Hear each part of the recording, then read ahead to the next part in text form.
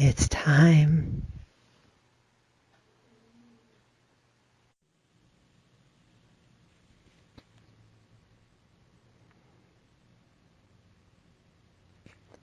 Hello, and welcome to Into the Liminal Abyss Paranormal Podcast. I am your host, Shatan Noir, and today's guest is somebody that I have just absolute admiration for. She will have a interview in my upcoming book, Mothman and the Other Flying Creatures of the Midwest. So everybody, please welcome Mrs. Allison Jornlin to the podcast today. How are you doing? Oh, thank you. Thank you so much. I'm doing well. Thank you for being interested in having me on.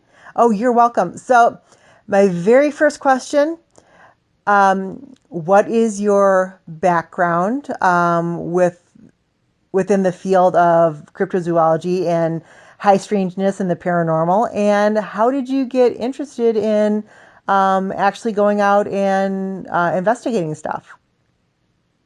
Well, I think I've always been interested in the essential questions of life, like what happens when we die, and are we alone in the universe, and hey, what's that strange thing behind the tree?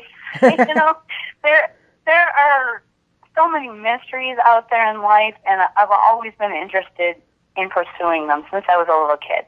You know, since I was scouring the library for any book on, you know, Bigfoot or the Loch Ness Monster or ghosts or demon possession or you name it, UFOs. I'm interested in it all because it all of these mysteries have the chance to shed a little bit of light on what is going on in the world and what may be truth of our existence, right? Like, there could be some answers to some of those essential questions out there, and that's why I started to get involved. And I've been investigating the paranormal for about 20 years now or so, and I got started professionally in 2008 with haunted history tours. I offer Milwaukee's first haunted history tour, and that was kind of my way in to people's attention, to get people's attention, and then they start sharing their own personal stories with you. I think lots and lots of people world over have extraordinary experiences, but they have nothing to do with them. So providing a haunted history tour in my hometown, I just thought that would be a great thing, not only to engage people with the cool history of the area, but also to teach them about, you know, strange accounts that have happened throughout the city's history, and give them a forum to talk about their own strange experiences. So, like I said, I started that in 2008, and it's still going. And I got my brother involved, and he has haunted history tours like all over right now in many cities, running concurrently. And so, I mean, I think that was my way to not only celebrate my city, but also to get my name out there. And you know, before that, I had been investigating with different paranormal investigator groups. And so after that, though, I was able to do a little bit of investigation of my own, where, you know, sure, you know, I was involved with other investigative groups, but then, you know, when I started my haunted history tour, I had lots of businesses and individuals coming to me with their personal stories. And then from that, I was able to choose a team to work with. Right.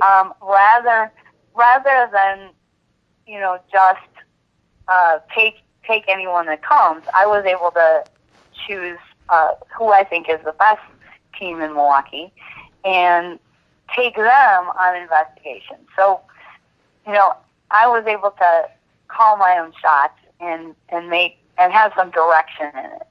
So from there, I'm not just interested in ghosts. I'm interested in anything paranormal or Fortean. And so I've been, of course, presenting around town for many years at libraries and conferences, and now I've started to branch out, and I'm speaking at a lot of different conferences. Like I know, I see you. I'm so excited because I see you at some of the same conventions that I'm going to be presenting at. So I'm like, yay, we can hang out and make faces at each other. Totally hang out and be paranormal buddies. Yes. Paranormal BFF. I'm totally down with that. Awesome. So, I started branching out and getting more speaking opportunities and writing opportunities. And for the last 13 years, I've been a teacher at an elementary school, an intertribal elementary school. So, but I will be leaving that to go full-time paranormal just at the end of this week. So I'm pretty excited about congratulations. That. So, yeah, so I'll have a lot more haunted history tours coming for different communities around the Midwest. And I have books in the works and other projects and speaking engagements I'll be working on. So I'll have more time to really dot all the I's and cross all the T's. So I'm excited about that. And I'm excited, too, to talk to you. I know that we've both done some investigations in the Mothman, and one of my speaking engagements was in 2018. So just last September, I got to speak at the Mothman. I know. I was there and I caught it, but then I was like, when I was doing my research for my book, I was like, okay, who was that presenter? So I had to go back and look through and see.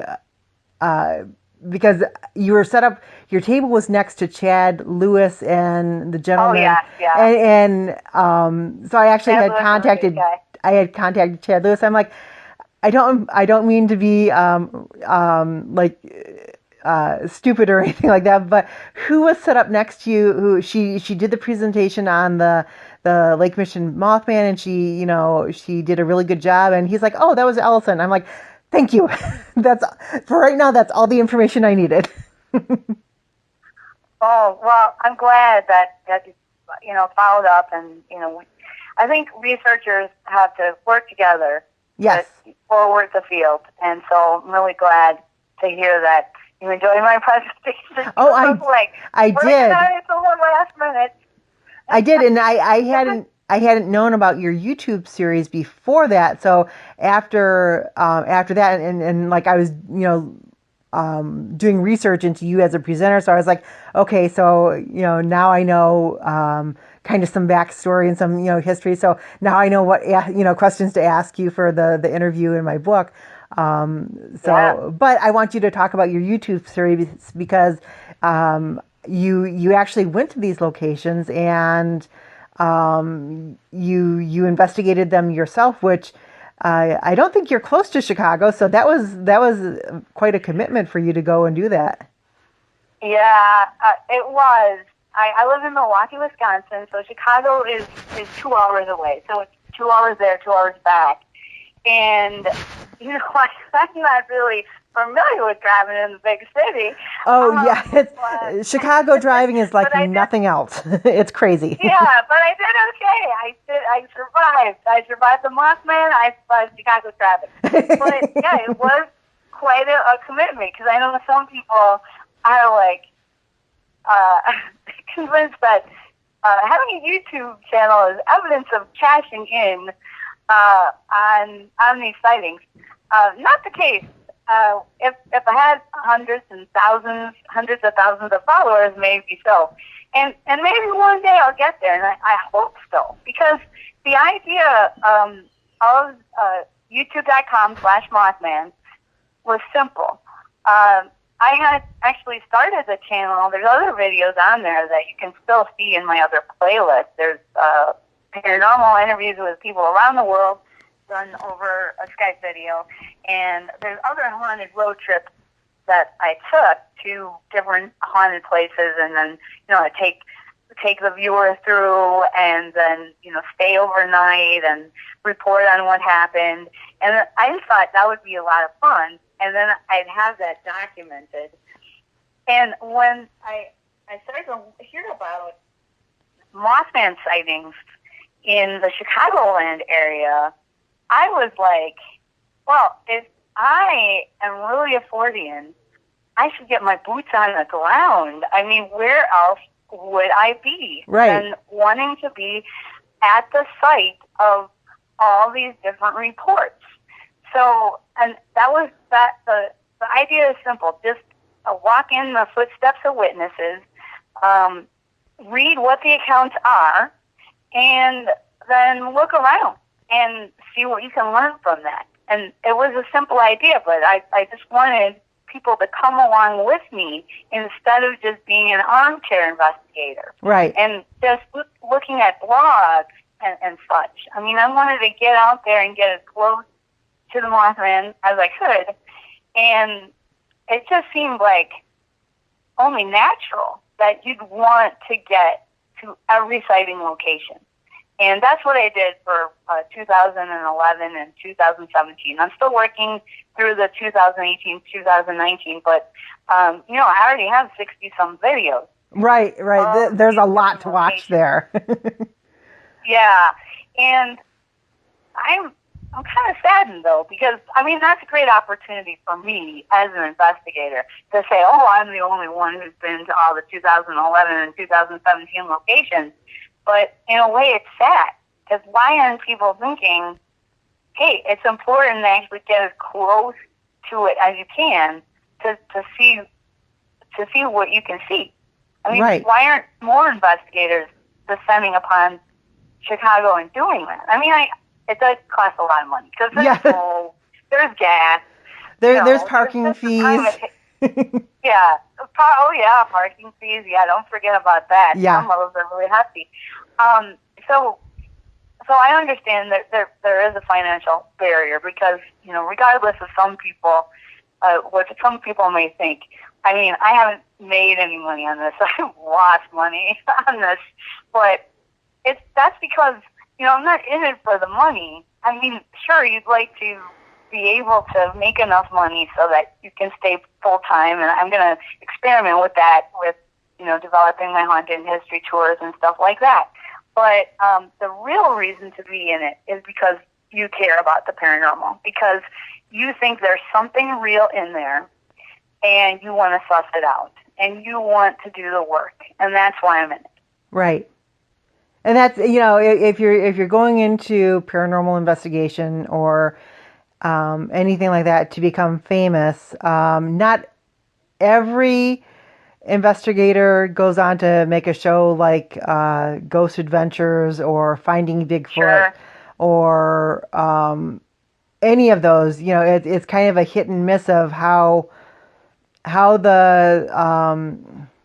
your target audience, accepts you, and, but for each person who becomes that successful with those shows, they put in hundreds of hours of work, beforehand, doing the investigations, talking to people, getting into different sites to investigate, going in, investigating different sightings reports. So it's not an overnight thing.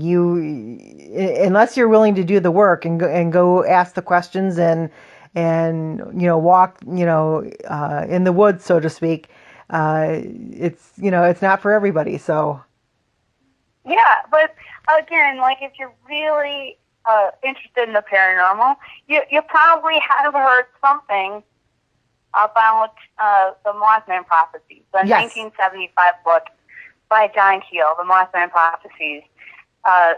is like a huge inspiration for so many investigators. That he chronicled the history of Point Pleasant, West Virginia, between 1966 and 1967, and their whole year, really, of high strangeness. Yes.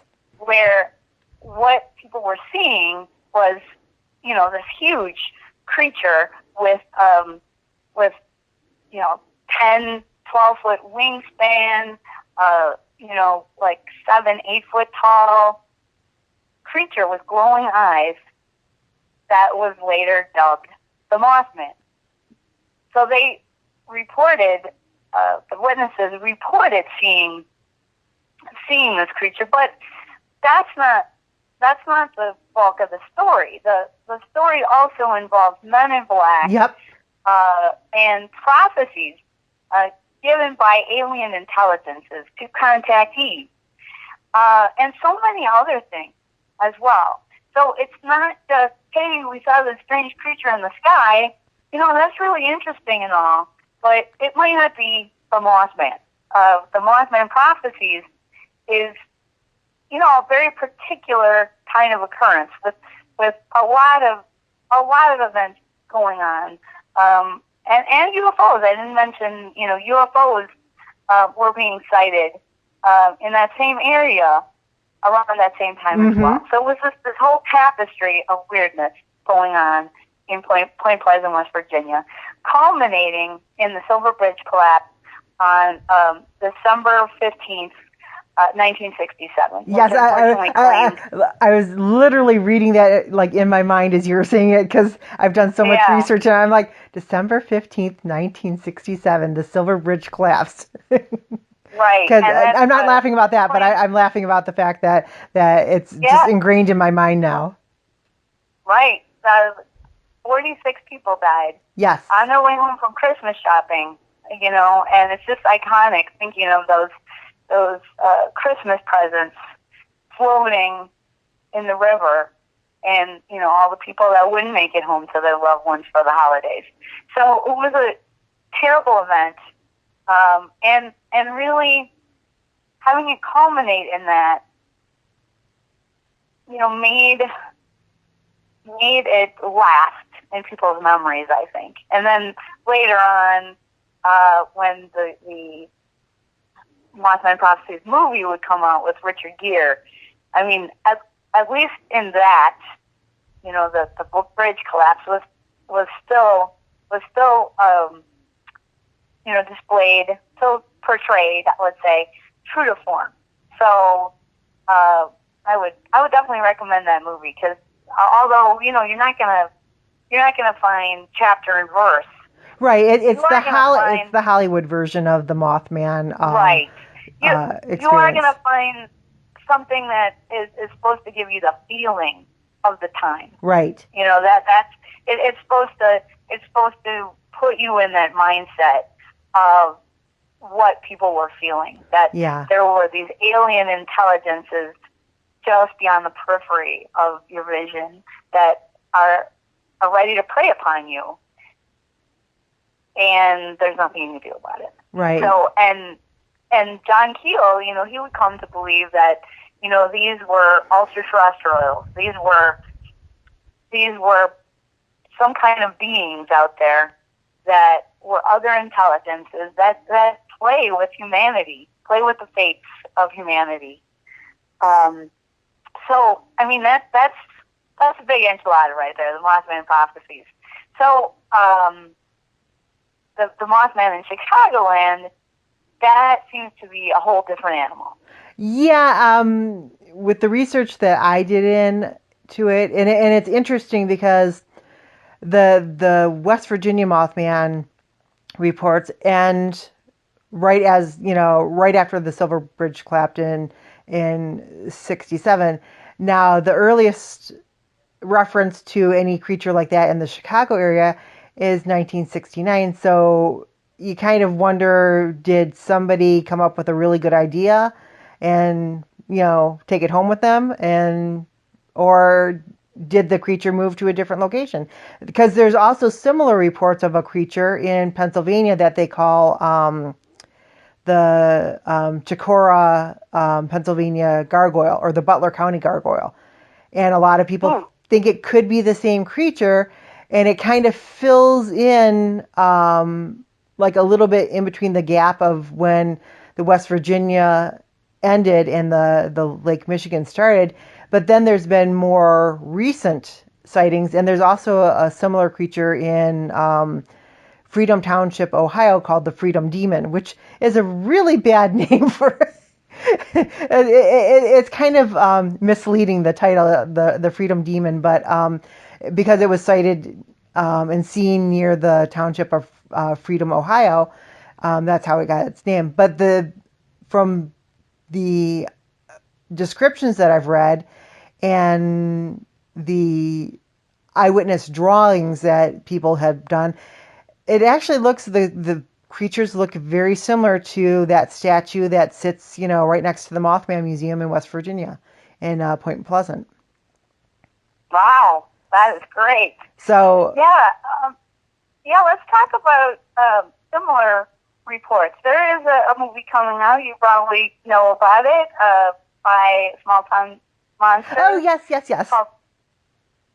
it's Terror in the Skies, and it's coming out June 7th, and it'll be available for download on Vimeo and, of course, Amazon Prime, and other places as well. And I'm excited about it because I'm actually in that movie for a hot minute. Yeah. So I'm interested in it too, because it points to maybe something real going on, and I sound like such a doubting Thomas, but let me again just go over briefly. I can't get into all the details, but I'll surely give you some links to look at, because I have done interviews on this before, and there's some links out there. Like there's an article on mysteriousuniverse.org about some of the issues that I uncovered with the different Chicagoland reports. Right. So that'll give you some more details. But essentially, I went out to find a monster. That's the reason. I was like, a monster is 2 hours away. I am going to find it. And so make no mistake. I mean, that was the reason that I went out to do it. And what I found instead were monstrously poor investigative techniques, if you can even call it that. So the people, the main purveyors of these Mothman reports, unfortunately, didn't seem to want to vet any of those reports. And I think that's extremely, extremely important, because I'm looking for something real that's anomalous. I'm not looking for fakery. Right. And, anytime you have any real phenomena, there's going to be some fakery surrounding it. When people start hearing about it, they want to jump on the bandwagon,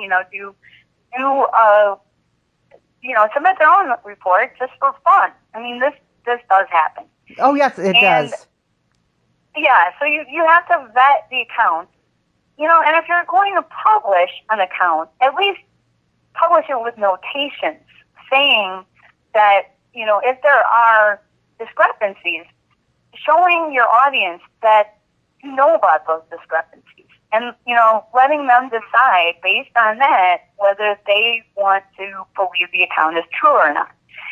When people go to paranormal blogs, I don't think they're looking for fiction. They're looking for Freudian accounts that they can investigate. Right. That make them wonder about the world. So let's, appreciate why people are doing this, because they have a real yen to, search these things out, and let's respect that. So I felt that these reports should be vetted, and I thought, that they probably were, but what I started realizing is when I was making my videos, some of the details in the report already wouldn't match up. Like the report talks about 5-story buildings, apartment buildings, and there's no 5-story buildings in the area. Right. And it talks about non-existent landmarks that are part of the report, like basketball hoops, for example, things of that ilk. And so I expect that when I go to an environment, it's going to pretty much match up. And that's what I started to see was not the case. Right. And then I wondered, how much vetting was going on. Did the people who were posting these stories even go to the locations? And I think that that's doubtful that anyone actually went to the locations except for maybe me. So you got to see whether these things match up. And then when people provide pictures, you have to do some analysis on the pictures. And, that was very disappointing for me to see, oh, yeah, we finally got a picture. That's an airplane. Right. And the location where that was shot is right near O'Hare Airport. It's right in the flight path. So as you're standing there, as I'm standing there making my YouTube video, I see so many airplanes that I can't even keep up with it. Right. And, just discrepancies in what the reporter, what the witness said they experienced. And then we talked offline about the one that really made me upset, which was one that claims that it was written by a police officer and says that police officer filed a police report. Right. Now, police reports are available to the public. This isn't Soviet Russia. These things are available to you. And I have a background in journalism, so I knew this. That was one of the first exercises on your intro to journalism classes, where you go and you dig up the police reports at your local police station. So those reports are available to the public. Now, when I went searching for the Chicago report, like other investigators who went searching, there is no such report. And my question is, why would the promoters of these tales not note that in their accounts online? I mean, I can understand you write a book, you're kind of stuck, you can't really republish. Right, but right. These accounts are online right now, and nobody is fixing them. Nobody is annotating them. So, and then I would meet up with other investigators who, had that same experience where, they are getting these reports, like MUFON investigators, for example, that they are getting these reports in, and then when the reports come in, MUFON investigators look at them critically.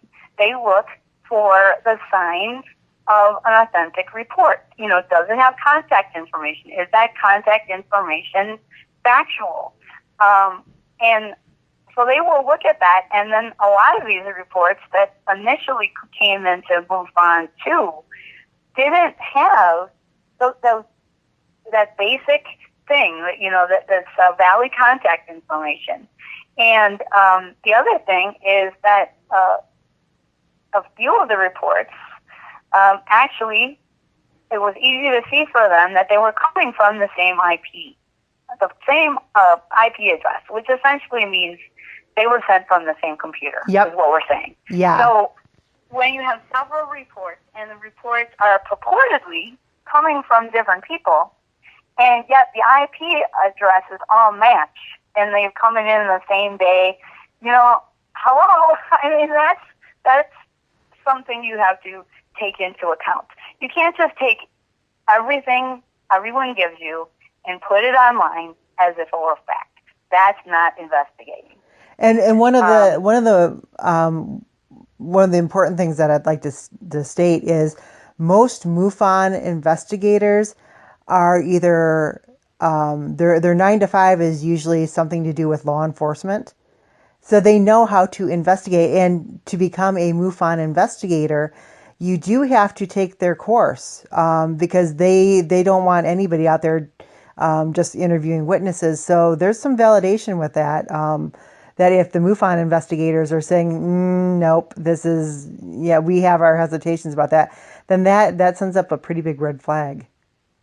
Right, and nobody is perfect. Well, No. Beings. Yeah. But I'm just saying that MUFON does take these accounts seriously, and does try to have some due diligence built into the process. And this is what we need. Because I have to say that if you're really interested in investigating the paranormal, I mean, you don't have a lot of time for fakery. You want to investigate the real deal.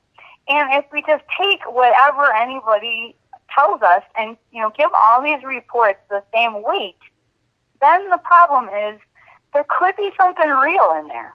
But how can you tell which is real and which is fakery when you just muddy the water? Right. Any Tom, Dick, and Harry can call you and make up whatever, and you're going to put it up there. When people know that, they should, I guess, now that you know that, listeners, be more discerning where you're getting your information. Don't just take it as fact. Right. Because, here's the thing. There are really strange things that have happened. And I think we should focus on those. That's what I'm saying. I'm not saying nothing extraordinary ever happened. And my detractors have said, "Oh, I'm trying to cash in with the YouTube channel." No, what I'm trying to do is I'm trying to show you the location so that you have more information to make your own decision.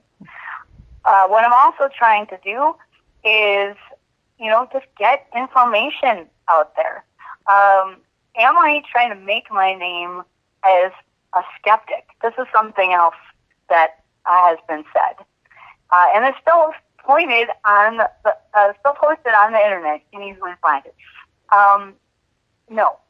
Yes, I do talk with people who are skeptical. I did a whole episode on Monster Talk, which is a science show about monsters. And it is a podcast of Skeptic Magazine. But let me say, as an investigator, I think skepticality is a good way to go. I mean, I think science is a great tool. Now, do I think that means nothing extraordinary exists? No. I thankfully had my own experiences now where I can say, nope, there are mysteries out there, and we need to apply science to solve them. That's what I'm saying. That's how I'm skeptical. And I'm truly skeptical, not cynical. So in saying that, let's talk a little bit about the movie coming up, Terror in the Skies. Yes. Because I think maybe something really is happening there, because since I'm in the movie, I got a screener copy of it, so I've been able to watch it. And I was really, really excited because there are stories about a big bird flap. We're not going to call them Mothman flap, because I don't know if the Mothman is really in this area. But I do think that large birds are in this area. And, large mystery birds. So that's what the movie is really about. Like anything strange and organic and living that is in the skies over Illinois. That's what the movie is about. So I am really excited, to see it come out, because there is information in there about a flap that occurred in 1948, I believe it is. And just looking through my articles right now to see if I can pull any up. But there were tons and tons of big bird sightings that year. over all of Illinois. Have you heard of that at all? Yes, yes. Actually, I have them documented in my upcoming book in the chapter on Thunderbirds. Am I right on 48? I believe you're close to it. I know the biggest event was the one in Lawndale where the little boy was picked up by a bird, Right, that was 1977. Okay. So, I'm thrilled about that because these older accounts, which aren't well known, are really covered in that movie. And so in I believe it's 48 again, and I'm looking. Sorry guys that it's okay.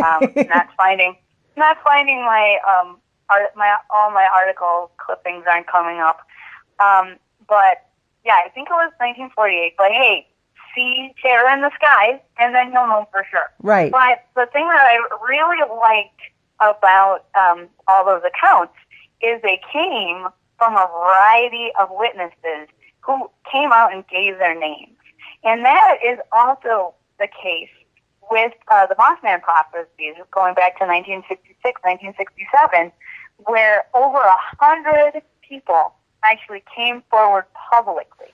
And that's another difference between these other cases and the Chicagoland Mothman cases, that there are just a handful of witnesses. I've only been able to talk to a couple of them. And the other information, the other witness information is kept under lock and key. And maybe that's because everybody else in Chicago is afraid to talk about it, but I can't imagine that people are so averse to being on the Travel Channel, for example. to having their account give them their 15 minutes of fame. I'm sure a few people are, but not everybody in, a metropolitan area with millions and millions of people. So I find that suspicious, where you have a little town like Point Pleasant, West Virginia, where 100 plus people give their names. And, just a handful have given their names in the Chicagoland cases.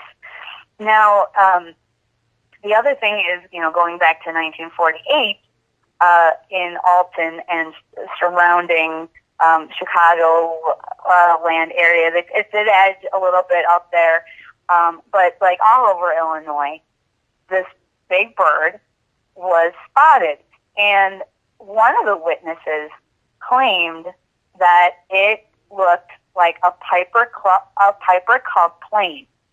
So that it had the same wingspan, and that, not that it looked like it, but it had the same wingspan of a Piper Cub. That was the comparable size. Yes. And so why that is so interesting to me is that back in 2000, I was contacted by a witness who saw the same thing, something very similar, so I shouldn't say the same thing, but I should say something very similar in the way that he described it. He spotted in Brookfield, Wisconsin. So this came out of a witness that, I have interviewed extensively over the years, and the story has never changed. And he said, not being aware of these 1948 reports, I wasn't aware of them until I did some newspaper research, and then now people will be more aware of them because of the movie. But it's just interesting to me that he described his sighting of this large bird of impossible size that seemed similar to the size of a Piper Cub plane. He said those exact words, and then later to see them in an article of a witness description from 1948, that was just startling to me. Now, a lot of people might not realize this, but there is a bird that once existed and is documented in the fossil record that matches that size. Actually, it had a wingspan of 24 feet, and they've primarily found the fossils down in Argentina. So it is called Argentinus maleficent. and but it was closely related to the Andean condors. Now, maybe they didn't all go extinct as we thought. Maybe there is a population that is taking up residence somewhere that, they don't encounter humans much, but any predator will follow its prey. So if the prey moves from location to location, the predators will follow it. So maybe that is an instance of where people were seeing something that was just doing its natural behavior, but was, had no like care that humans were seeing it. Yeah, and something even bigger than that. I know Piper Cub, I think, is about in the 20s, 21 feet. I'm thinking right off the top of my head, wingspan. But there were really large birds in prehistoric times in this area as well, in the Midwest, called Quetzalcoatl. Yes, Quetzalcoatl neuropia. Yes. Yeah, and that's one of my favorite pterosaurs. Yeah, so that actually had, they keep going back and forth on the wingspan, but we know it was probably at least 35 feet in length. But that was a really, really huge bird. So we know, the fossil record has these extraordinarily sized birds. So maybe there is some kind of remnant population. Maybe it's no, kind of ultra terrestrial kind of beastie. Maybe it's one of these large birds that's still around, and I don't know if that's possible or not. But what I do know is that there are extraordinary claims that go back in history, not just in 1948, but other years. Strange things have been spotted in the sky. My witness, who described a Piper Cub plane in the 80s in Brookfield, Wisconsin. His name is Kevin Walkowski, by the way, and he's okay with me telling his name, and I will soon have a video up about his sighting as well. But because it's just such a thrill for me to have the same verbiage come through after all these years. But he claimed to see something very similar in the 80s.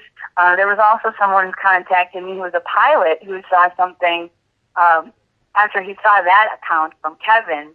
He said that he had seen something in 2000 in Wisconsin.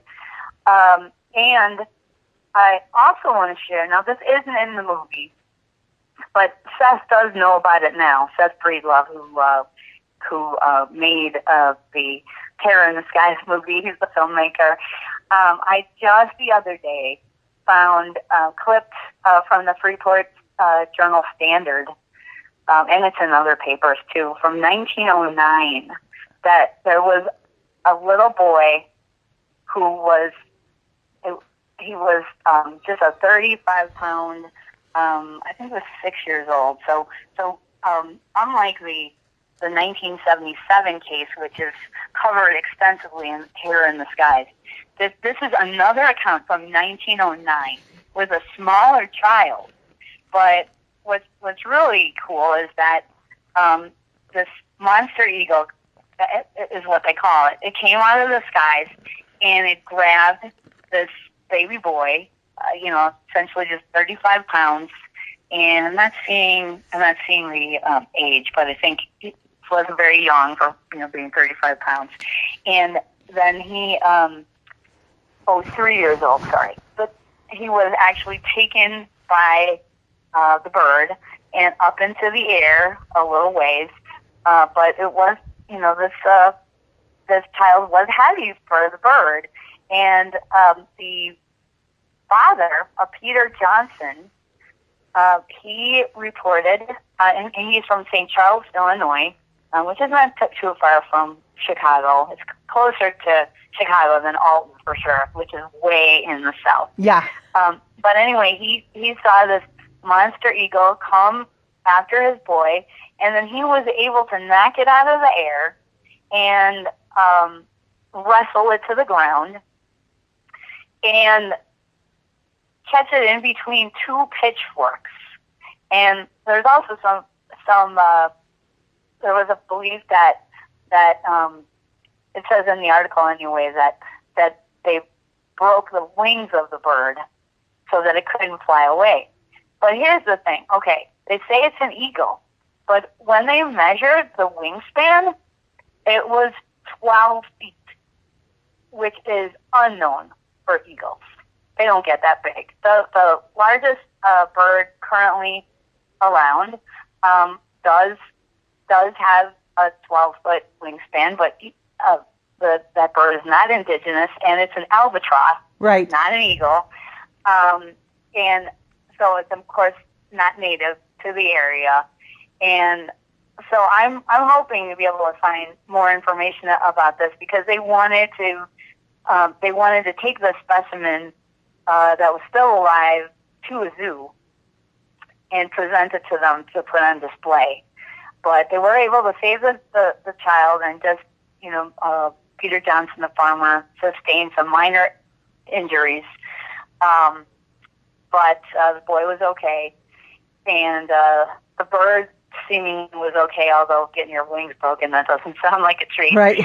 But, yeah, I'd love to find more information about that. So what kind of bird was this that had a 12-foot wingspan? I know that's not, like 21, like a purple cup plane, right, but it's still huge.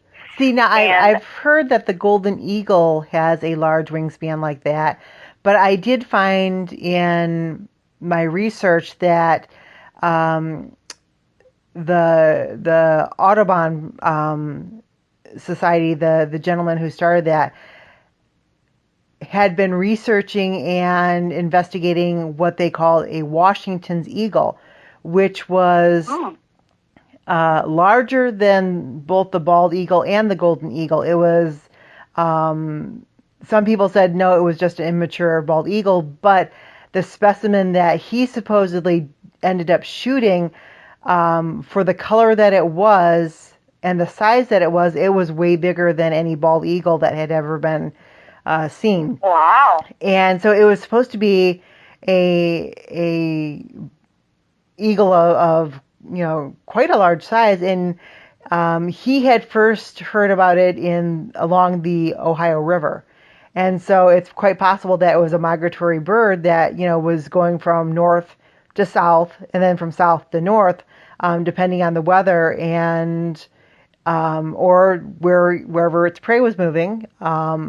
He was able to actually shoot one, and he did a painting of it afterwards, posing it on. I believe it's sitting on top of a mountain, looking down. And then I don't know if they put it on if they had a taxidermy, make it into a museum piece, or what happened to it after that. But supposedly there was a larger eagle that he was able to get a specimen of and do a painting of. And it was That's cool. They called it look into that Washington eagle. Yes, and they named it the Washington eagle because at the time President Washington was in office. Wow, that is so cool to think that there could have been larger eagle species than maybe are known of today. But yeah, and some, for me. Some people might question why there weren't sightings. Well, it wasn't too long ago that the bald eagle was actually on the endangered species list and was headed towards extinction. The same with the California condor. So species are discovered every day, but even more species become extinct every day because of overhunting, because of the destruction of their nesting, breeding, hunting areas. Sure. So it's very possible that this bird was a real specimen, and it just lost out to humans in the race for living.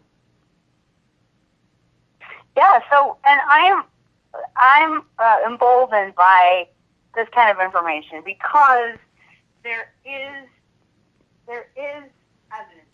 So yes, we don't have a body. Okay, we don't have that. But what are these sightings that pop up every few decades? And they seem to pop up around a certain corridor, going through Illinois into Wisconsin. What is that? There's something there. There's some data points. I don't know exactly what they point to, but they point to something that it is not usual.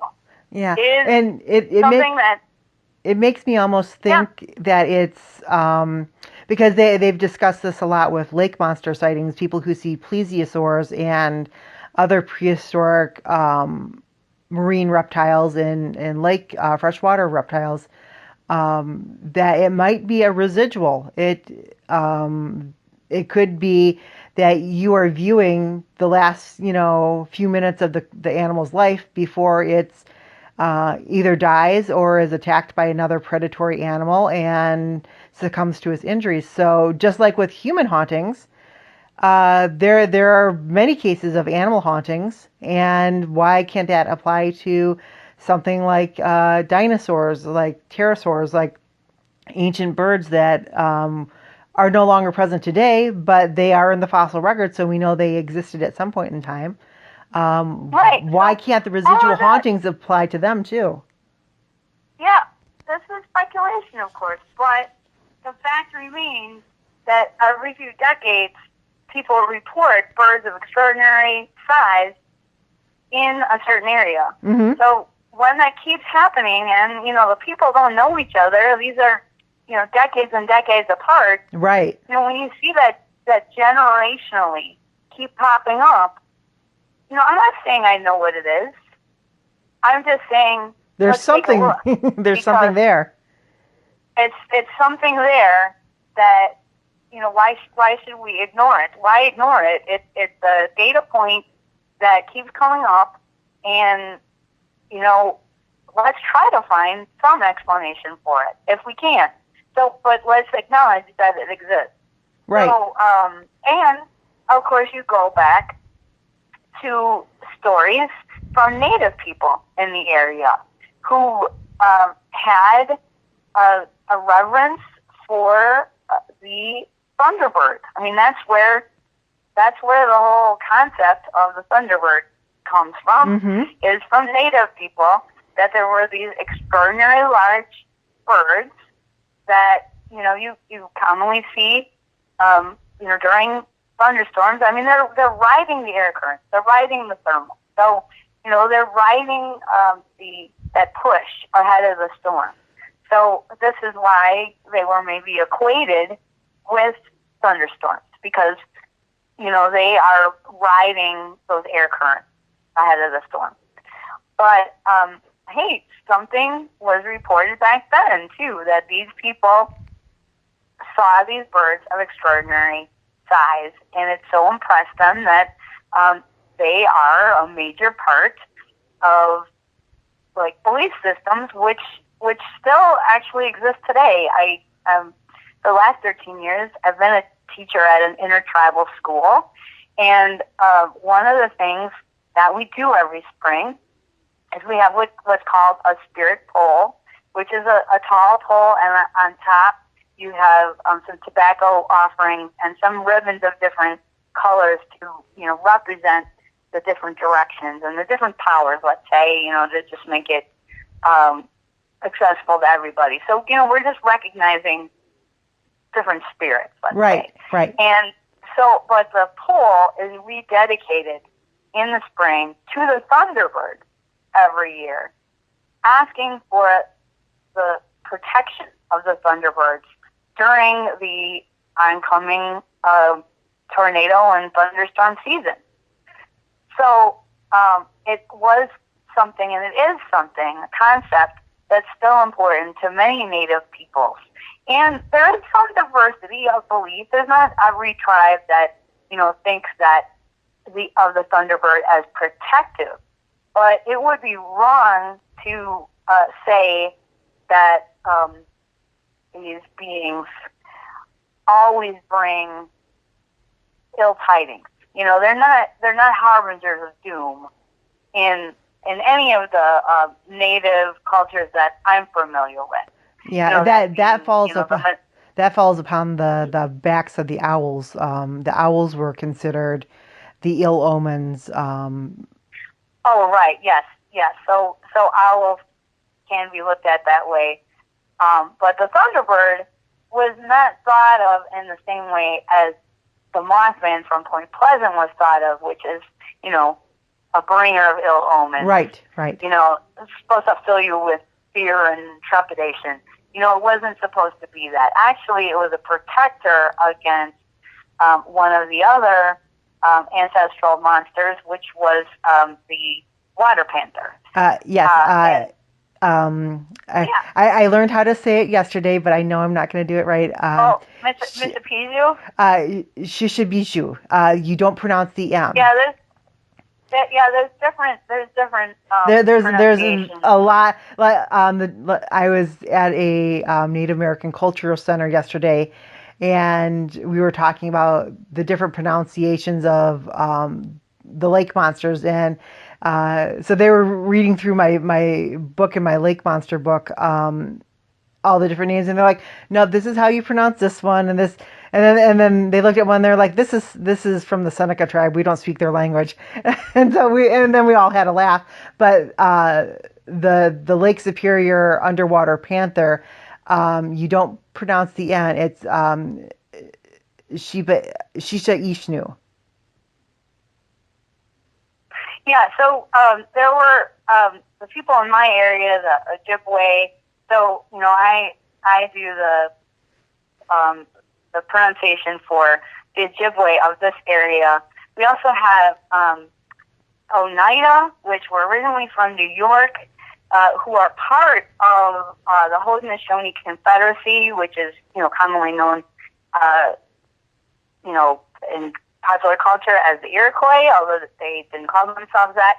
So the Oneida moved here to Wisconsin, but the Seneca is one of their brother nations in the Haudenosaunee. Yep. So they have a protective idea about the thunderbird as well, that there are these evil things that come up from the earth, and the thunderbird keeps them down. Yes. And then when you see a rainbow, I was told by my Oneida teacher that is supposed to be a symbol. It's kind of like the bat signal to the thunderbirds, that evil is afoot. Like the rainbow is the creator calling them to their work. So it's not that rainbow sun is like, what's a nice thing, but that means that the evil creatures need to be put back into their place. So it's interesting. The Menominee have the thunderbird right on their seal, their official seal for the nation. So there is a deep reverence and affinity, at least among the woodland tribes of Wisconsin that I'm most familiar with. So to say it's an evil omen doesn't always work. It doesn't work amongst the Wisconsin tribes, at least. Yeah, I've always, with the research that I did, the eagles and the thunderbirds were always held in reverence. They were always put in a very high status, and then the owls, on the other hand, were always seen as something dark, something, you know, that brought doom and sickness to the village, and to the, you know, to the different tribe members. It's what they, you know, don't go outside, you know, at night, because this creature will come and get you. And, you know, the owl was one of those creatures that would come and get you, because it's naturally, you know, it's more active during the nighttime. So that's how it was, you know, that's what the perception became, was, oh, it's out at night, so it's you know, it's going to come and get you. So it's very interesting. You know, the eagles are respected. all the different eagles, and they are thought of as images of, the thunderbirds, but the owls, on the other hand, have a much different meaning for what they symbolize within the Native American within the Great Lakes. That's what I've found to be true, is the owl has a darker meaning. Yeah, and I'm not purporting to be an expert. I don't think you are either. No. But I'm just stating what my that, research has revealed to me. Yeah, right, and I am too. I just want to be respectful because, at the school, before we speak, we apologize. And we say, I apologize to all my elders. I'm still learning. And if I'm getting any of this wrong, please forgive me. I'm trying the best that I can. Right. And I am just talking about this stuff to encourage people to look into the real stuff, to say, try not to get disheartened with all the nonsense. There is a tribal history of these strange monsters, flying monsters, and other monsters of the land as well. And you can find more about that. Reach out to people. I mean, don't be afraid to talk to Native people. They're just people like you. Mm-hmm. And I just want to share that there is something real to this phenomenon, and it's hard when you see all this fakery around you to get to the signal instead of just being taken down by all the noise. Right. But it is out there. There are valid accounts, and that's what we're interested in seeking out. And because otherwise, it's like you're having a disinformation campaign against yourself and everyone else in the paranormal field, whether one is being perpetrated or not. I mean, there have been some that have argued that perhaps what is happening with the Chicagoland Mothman sightings is something real did happen, but then someone, maybe government organization, I really don't know, or maybe hoaxers who are just doing this for fun, but somebody moves in and just floods the channels with bogus reports. Right. That's a disinformation tactic. So I just want to say there are real things out there. In the current state of things with the Chicagoland sightings, I mean, the water is extremely muddy, but have faith, and there is real information out there. And one of the places you can get it is this upcoming weekend, June 8th. So that's this upcoming Saturday, depending on when you're listening to this. I'll be speaking at the 3rd annual Marinette Menominee Bigfoot Convention from, it's actually on Saturday, June 8th, 2019, and it is at the Pullman House in Menominee, Michigan. Now, I'll also be speaking with Linda Godfrey, an awesome friend of mine who's written just wonderful books about... She is the high expert, in my opinion, on all things Dogman. Right. She's put in the time and effort, and she deserves that title. She is a dogged researcher. No pun intended, even though she researches the Dogman, the Prairie Beast, and werewolves in the Americas. But, she's also interested in cryptozoology in general. Mm-hmm. And I'll also be speaking with a Bigfoot researcher, Rick Daniels, and another friend of mine is making his debut, Brian Freejo.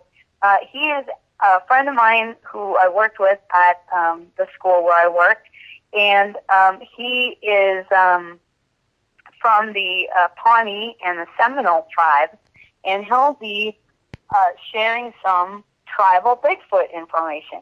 My presentation will be about the creatures, mysterious beasts from the Midwest, and that go back into history, into tribal stories and such, and talk about some reports that were historical and also some modern day reports as well. So I'm really excited about it. It's just $10, and the doors open 9 a.m. Central Time. The convention is 10 a.m. to 4 p.m. And again, that's next Saturday, June 8th, at the Pullman House in Menominee, Michigan.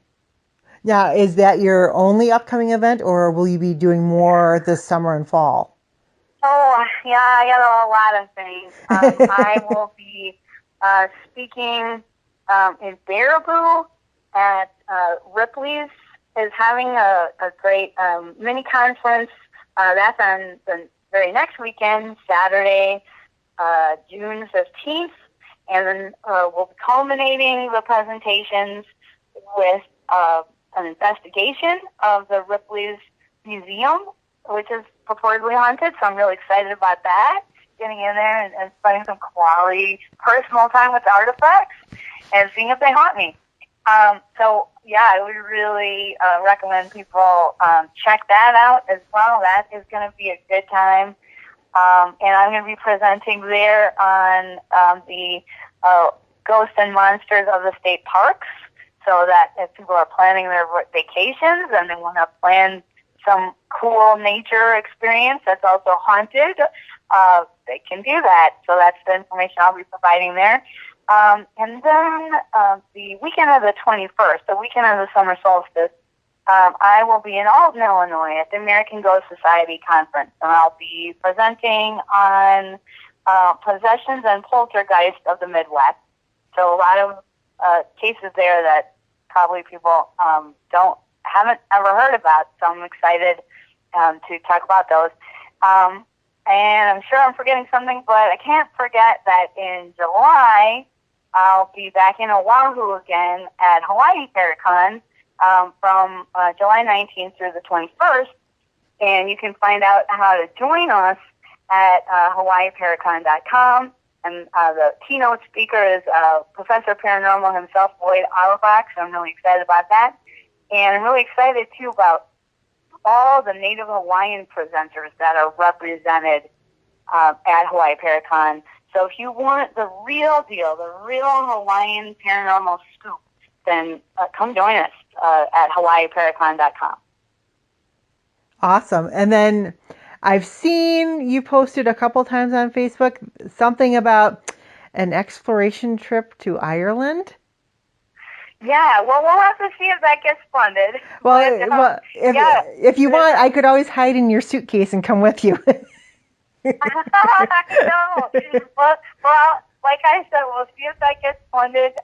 We do have an Indiegogo campaign, and it's for a movie called Enigma that was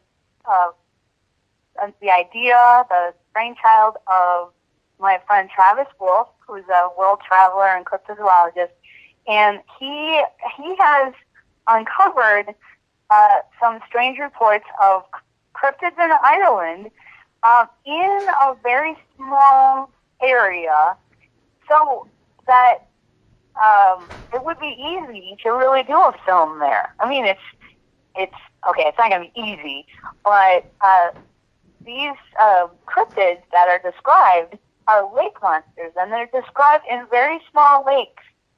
And so it's a very accessible area to stake out. So these monsters have been described for centuries, and nobody is really investigating them.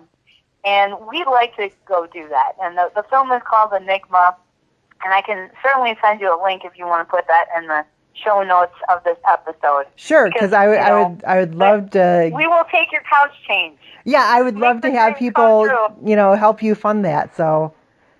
Yeah, I mean that would be a great thing. So hopefully, I'm definitely going to have Hawaii in July, and then hopefully in August, Ireland. We'll see on that, but I'm looking really forward to it. Okay, so I guess my final question for you this evening is, where can people contact you or find out more information about anything that you're doing research-wise or book-wise or appearance-wise? where can they find more information about you? Well, you can find information about me at youtube.com/Mothman. And I also have a website that's devoted to my walking tours in Milwaukee. It's milwaukeeghost.com. And I really, really do need to get a website dedicated to my appearances. And I don't have one just yet. So, but if you friend me on Facebook, I will friend you back. Awesome. Well, Allison, I want to thank you for being on the show today, and it's been wonderful talking to you. And you are just such an amazing research person, and you have so much information. I just look forward to talking to you, whether it's in interviews, emails, or here on my podcast. So thank you again for coming on the show. Definitely. I'd love to collaborate. I mean, that's what we got to strive for in the paranormal. We need a higher standard, and we need to work together on it and get as many perspectives, as many eyes on these phenomena as we can, and share and be willing to help each other. And you seem like somebody who's interested in that too. And I really thank you for your interest and your time and your diligence. Oh, thank you. That's wonderful. Thank you. So I hope you have a good evening, and on your future adventures, I hope you get lots of experiences and have the best of everything. Oh, thank you. I wish you the same. Thank you.